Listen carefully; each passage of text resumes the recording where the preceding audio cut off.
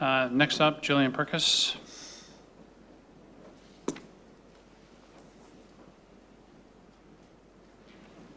Good afternoon. I'm Gillian Purkiss from Orillia, and I'm grateful to be speaking to our elected mayor and council.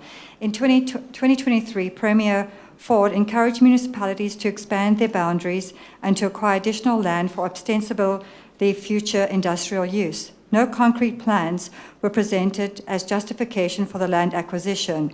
Most of this land would be precious, irreplaceable agricultural land.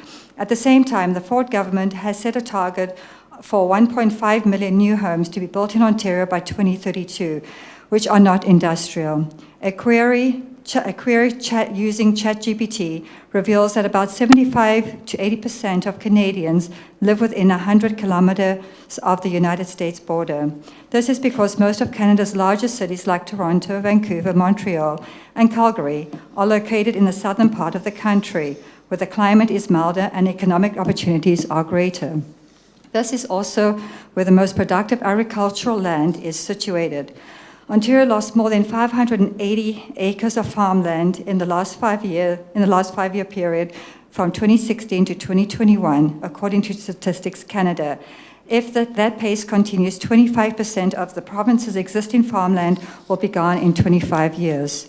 Most farm groups claim that we are at a tipping point where we may not be able to locally feed our citizens.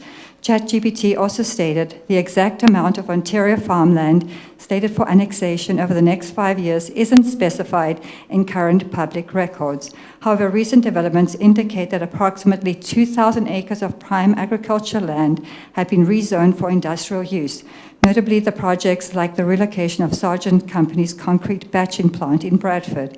This trend has raised concerns amongst organizations such as the Ontario Farmland Trust and the National Farmers Union of Ontario.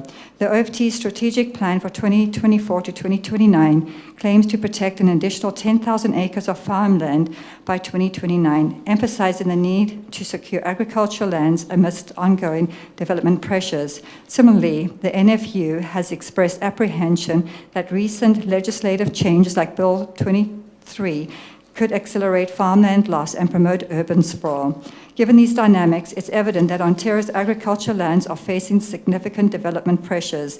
The exact extent of future annexation will depend on various factors, including policy decisions, economic demands, and conservation efforts. Perhaps the cities and towns of Simcoe County should let the surrounding municipalities provide non-agricultural land for further housing developments in their municipalities, instead of the cities expanding by annexing the next piece of property on their borders. Thank you. Okay, thank you. Next up, I have Kathi Kerr.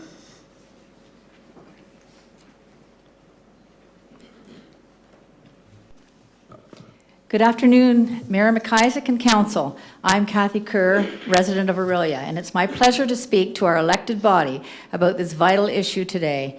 I understand the predicament that we're faced with, considering the fact that Ontario's population grew by 800,000 last year alone. A short-sighted decision made at the federal level and supported at the provincial level, leaving us at the municipal level to pick up the pieces from officials serving other agendas. Although this decision was made without due consideration or input from those affected, we must make prudent decisions at the municipal level to prevent our city from becoming a city slum riddled with drugs and high crime. Would boundary expansion solve this problem? What are the employment opportunities and infrastructure impacts? How far will people have to travel for basic necessities?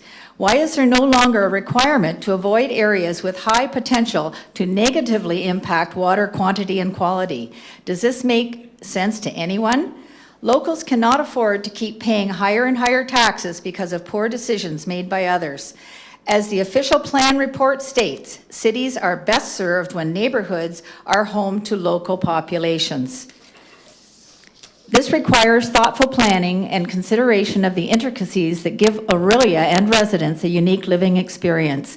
I realize the Planning Act has been amended, expanding delegation authority for municipalities.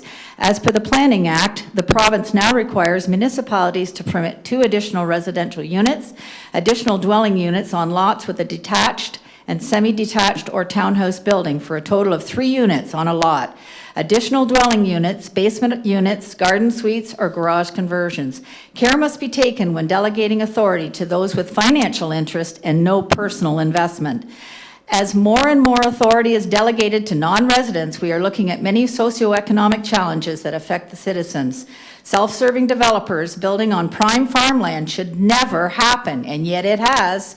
Our governments at every level seem to be losing touch with the ordinary citizens and what they want in their neighborhood. Terms like settlement area, language, right out of United Nations Agenda 21 document is written. Recommended motion entitled, Establishing a Minimum Density Target Within the City and Its Impact on the Settlement Area Boundary Expansion.